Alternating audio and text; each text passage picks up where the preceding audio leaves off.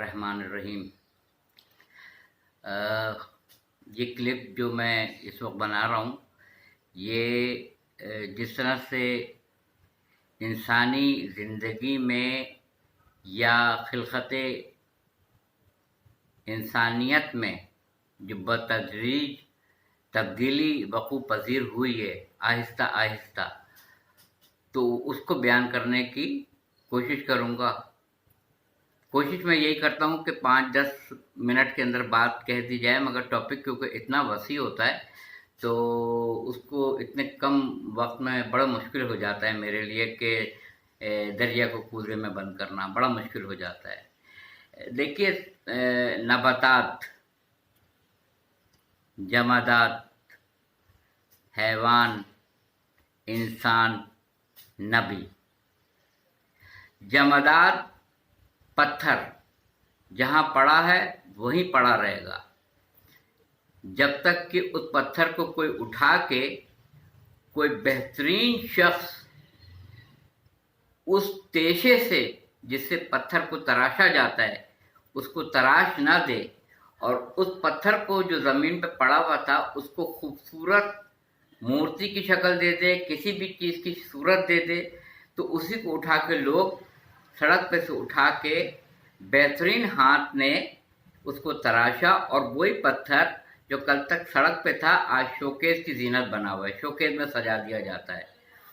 तो बकौल एक शायर के कि तमाम रंग ज़की संग के जिगर में रहे, संग पत्थर तमाम रंग ज़की संग के जिगर में रहे कि जितने तेशे थे सब दस्त बेहुनर में रहे।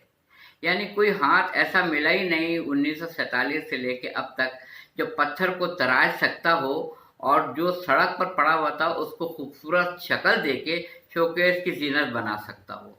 तमाम महकमों का यही हाल है, तमाम रंग ज़की संग के जिगर में रहे कि जितने तेशे थे सब दस्त बेहुनर में रहे। जमादात पत्थर जहाँ पड़ा है पड़ा ही रहेगा, उसमें अल्लाह ताला ने थोड़े से बढ़ने की सलाहियत पैदा की, वही जमादात नबातात में तब्दील हो गया। नबातात आपने बेल देखी होंगी, बेल किस तरह से एक दूसरे से हरकत करती हैं और अपना, जैसे मनी प्लांट है किस तरह से ऊपर ये दरख्त चढ़ता है मनी प्लांट का, बहुत सारी ऐसी बेलें हैं जो खुद ब खुद आगे बढ़ती हैं, वो हरकत करती हैं।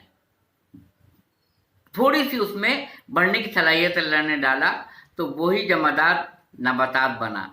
वही नबातात में अल्लाह ताला ने जिबल्लत डाली, हिस्स की सलाहियत पैदा की, वही हैवान बन गया।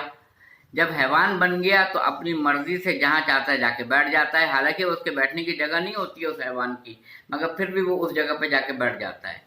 इंसान को पता नहीं होता है, हैवान को पता नहीं होता है कि वो उसके बैठने की जगह है भी या नहीं है, मगर जाके वहाँ पे बैठ जाता है।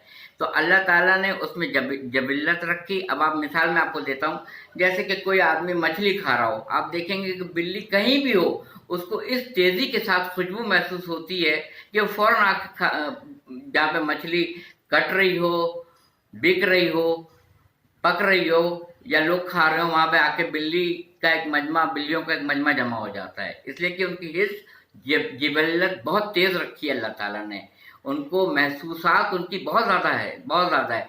जब वो सपेरा बीन बजाता है तो कान नहीं होते हैं सांप के, सांप को अपनी जिल्द के ज़रिए उसकी वाइब्रेशन के ज़रिए पता चलता है, इसलिए वो बिलों से निकल आते हैं सांप। तो नबातात जमादात नबातात फिर हैवान जिसमें हिस्स है और जिबल्लत है। उसी हैवान को अल्लाह ताला ने अक्ल सलीम दी। अक्ल सलीम के बाद वो हैवान जो है वो इंसान बना अक्ल की बुनियाद पर। अब अक्ल जब आ गई इंसान में तो इंसान अशरफुल मखलूक़ात कहलाया अक्ल की बुनियाद के ऊपर। मुझे इसके ऊपर एक कथा याद आ रहा है रईस अमरोवी का। हमने ये मोजज़ात भी देखे अपने मुल्क में, अक़ल अलग अकील अलग, फ़हम अलग फ़हीम अलग, बाज़ मामलात में अक़ल सलीम मुत्तहिद, बाज़ मुक़दमात में अक़ल अलग सलीम अलग। तो ये तो बीच में एक बात आ गई तो मैंने आपको ये ایک قطع سنایا تھا رئیس امروی کا. تو جمادات، نباتات، حیوان، انسان. حیوان میں جبلت ہے، محسوسات بہت ہے، عقل نہیں ہے. انسان میں عقل آ جاتی ہے، وہی حیوان اب انسان کہلائے گا عقل کی بنیاد پہ. عقل آ گئی اس کے اندر. اچھا، عقل آنے کے بعد سے سورج میں یہ ہے کہ اے رسول صلی اللہ علیہ وآلہ وسلم ان سے کہہ دیجئے میں تم جیسا ہی ایک بشر ہوں، بس فرق یہ ہے کہ مجھ پہ وحی آتی ہے، مجھ پہ وحی آتی ہے. تو اب فرق کیا ہوا؟ جمادات، نباتات، حیوان، انسان جس کے بعد عقل ہے، وہی نہیں ہے. اب وہی کے آنے کی وجہ سے انسان میں اور نبی میں فرق ہو جائے گا.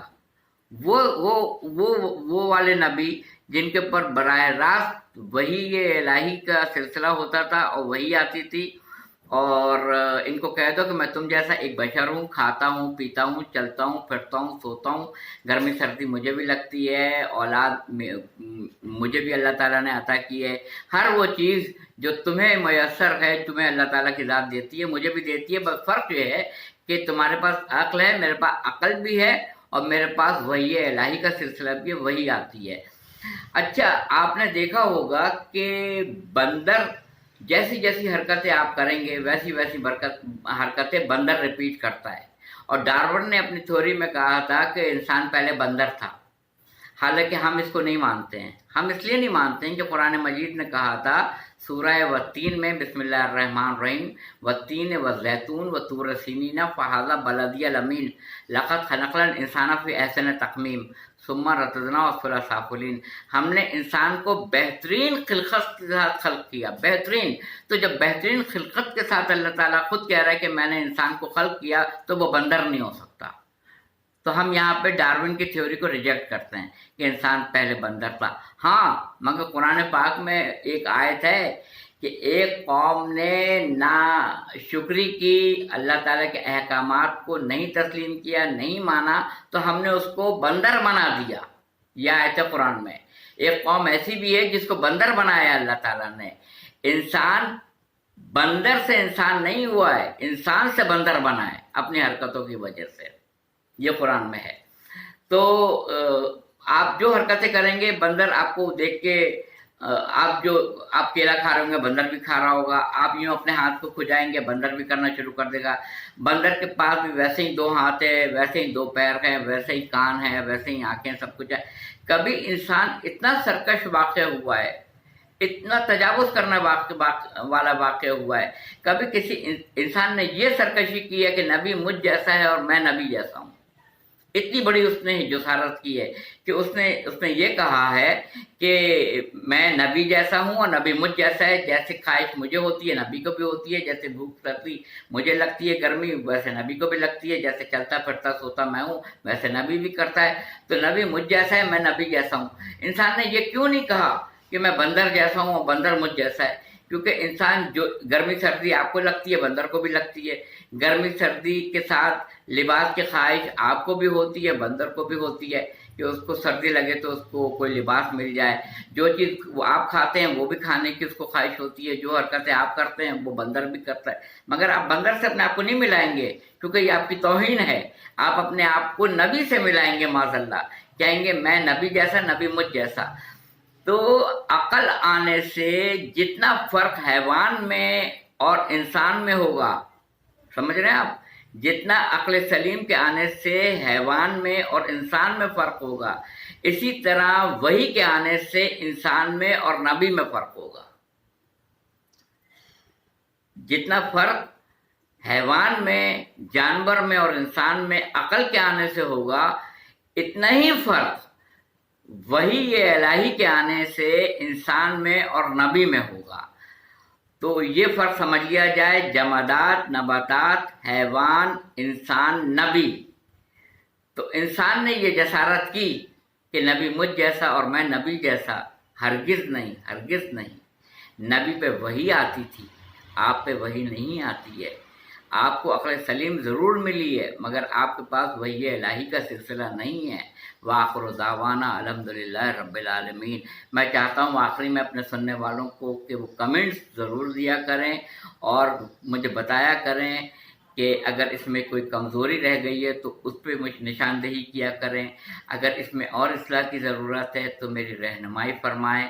میں یہ پہلا تجربہ ہے جب سے ہم لوگ آئسولیشن میں آئے ہیں، 5واں مہینہ شروع ہو گیا، مارچ اپریل مئی جون ختم ہوا، جولائی کی 5-6 تاریخ 5واں مہینہ شروع ہو گیا کہ آئسولیشن میں ہے۔ ہمارا حرکت میں برکت سنا تھا، اب جب آپ آئسولیشن میں ہیں، آپ کا کوئی کام نہیں ہے تو اب آپ یہی کام کر رہے ہیں اسی کے اوپر، تو مجھے فیڈ بیک ضرور دیجیے گا، بتائیے گا ضرور کہ کہاں تک میں اس کاوش میں کامیاب ہوا ہوں اور کہاں تک اس میں اصلاح کی گنجائش ہے۔ کمنٹس کے کالم میں کمنٹ ضرور دیا کرے۔ بہت شکریہ، جزاک اللہ۔